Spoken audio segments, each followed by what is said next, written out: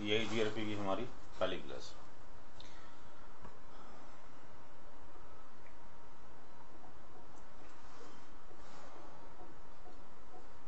हमने एक फीचर पढ़ा है यही जीआरपी का, ऑटो समरी और नो ऑटो समरी। तो हमें ये मालूम है कि बाय डिफ़ॉल्ट ये जीआरपी के अंदर ऑटो समरी फीचर क्या होता है, इनेबल्ड होता है, और उसको डिसेबल्ड किया जा सकता है नो ऑटो समरी कमांड के थ्रू। बट सिनेरियो के अकॉर्डिंग हो सकता है कि आउटपुट देखने में स्टूडेंट्स को प्रॉब्लम हो। अगर 2 राउटर्स हों तब तो ठीक रहता है, बट अगर 3 राउटर्स लग जाएं तो तीसरे वाले राउटर्स पे आउटपुट क्या होगी अगर बीच वाले राउटर पे ऑटो समरी हो जाए। ये केस हमने रिप के अंदर बताया था और कहा था कि जब ये आई आएगा तब इसको करेंगे। रिप अपने नेटवर्क पर भी और आने वाले नेटवर्क पर दोनों पर ऑटो समराइजेशन अप्लाई करता है, जबकि EIGRP अपने डायरेक्टली कनेक्टेड पर ही ऑटो समराइजेशन करता है और जो आ रहे उतने राउट उनको एग्जैक्टली उसी वे में भेज रहा होता है। तो यहाँ पर टेस्टिंग करने से पहले हम इसको समझ लें डायग्राम के अनुसार। टॉपिक है auto and no auto summary. Auto and no auto summary.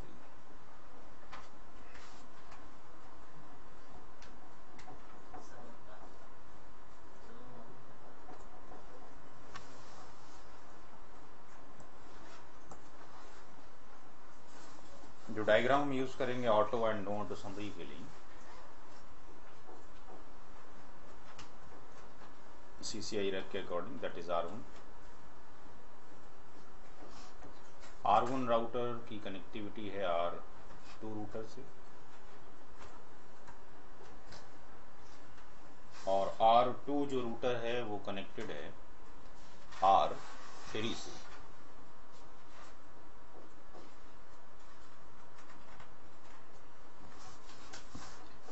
R1 router का सीरियल 0/0 R2 के S0 से कनेक्टेड है और R2 का जो S1 पोर्ट है दैट इज R3 के S0/0 से कनेक्टेड है।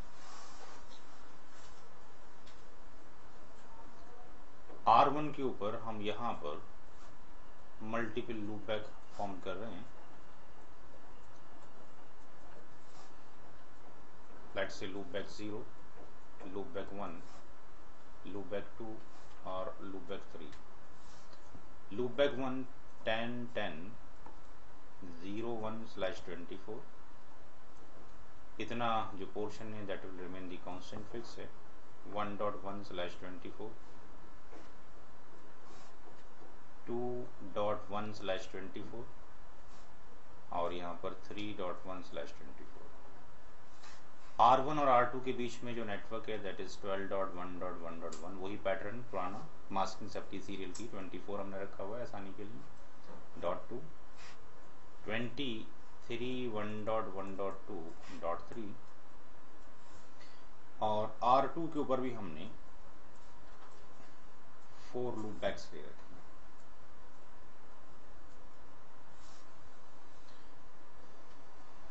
Loop back 0, loop back 1, loop back 2, loop back 3। Loop back 0 20 20 0.1/24, 1.1/24,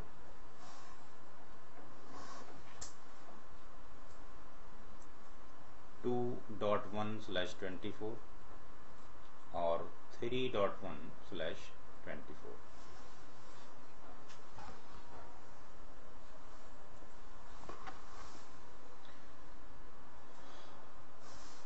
तो ये 3 रूटर आपके सामने हैं। इनमें हम क्या करें कि R1 जो रूटर है, R1 रूटर पर भी EIGRP इंप्लीमेंट किया गया है, 2 पर भी इंप्लीमेंट किया गया है, 3 पर भी इंप्लीमेंट किया गया है। R1 राउटर पर हमने अप्लाई कर रखा है नो ऑटो समरी EIGRP के अंदर, नो ऑटो हाइफन समरी।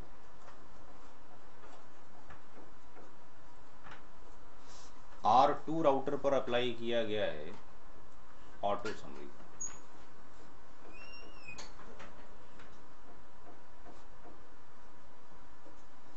तो अगर ये तीनों रूटर R1, R2 और R3 एक ही एज से बिलोंग करते हो, फॉर एग्जाम्पल ये सारे के सारे जो रूटर्स हैं किसी एक ही एज से बिलोंग करते हैं,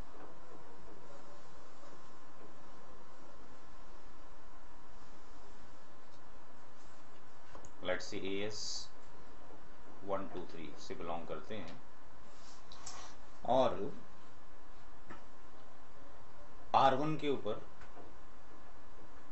नो ऑटो समरी के साथ इंप्लीमेंट किया गया हो ये AIGRP, R2 के ऊपर ऑटो समरी के साथ, और what ever the value, what ever the configuration of the R3 में चाहे ऑटो समरी हो, ऑटो समरी ना हो, उससे कोई इफेक्ट नहीं पड़ता। तो R3 पे कितने राउट्स मौजूद होने चाहिए? तो R3 पे अगर हम कमांड चलाते हैं शो IP राउट EIGRP, शो IP राउट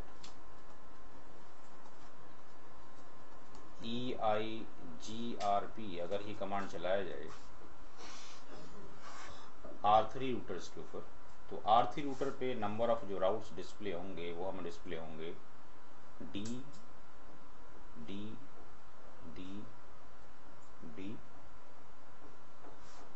उसके बाद फिर एक राउट D से आएगा, एक और D से आएगा, 10 10 0 0/24, इसकी AD 90 आएगी। मैट्रिक कैलकुलेशन डिपेंड्स करता है बैंडविड्थ डिले के ऊपर, जिसका डिस्कशन बाद में किया जाएगा। 23 1.1.2, दूसरा नेटवर्क 10 10 1.0/24, थर्ड 10 10 2.0/24, चौथा 10 10 3.0/24। यानी ये नेटवर्क, इसका नेटवर्क, इसका नेटवर्क, इसका नेटवर्क एग्जैक्ट मास्किंग के साथ, और बीच में जो नेटवर्क बताए हमने ये सारे के सारे /24 से बिलोंग करते हैं। तो ये आपके पास जो मौजूद होंगे, इस पर चूंकि ऑटो समरी लगा हुआ है, तो ये आपके पास कितनी बिट की मास्किंग से होगा? R3 के ऊपर 24 या 8 से?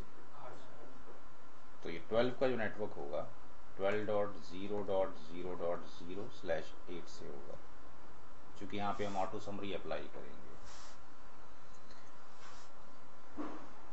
R2 पे 4 नेटवर्क हैं 20 की, बट ये जानी तो चाहिए थी आपके पास वैसे इंडिविजुअल 4 नेटवर्क, बट ऑटो लगा हुआ है तो एक ही नेटवर्क जाएगी, यानी 20.0.0.0/8, और सबका वाया ये सेम होगा। अगर इसी सिनारियो पर EIGRP को इम्प्लीमेंट ना कर रिप को इम्प्लीमेंट किया जाता और ऑटो समरी रखा जाता बीच वाले राउटर के ऊपर, तो 10 की जो ये 4 नेटवर्क्स आ रही हैं, इनके लिए केवल एक ही राउट होता, 10.0.0/8। तो यहाँ पर जो EIGRP की ऑटो समरी है वो सिर्फ डायरेक्टली कनेक्टेड पर ही इफेक्ट करती है।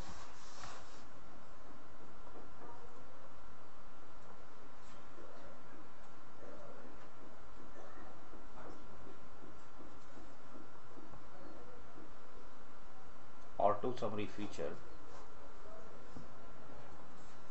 in case of EIGRP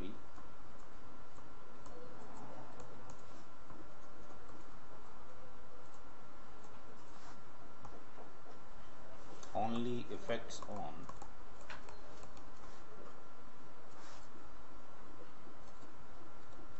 directly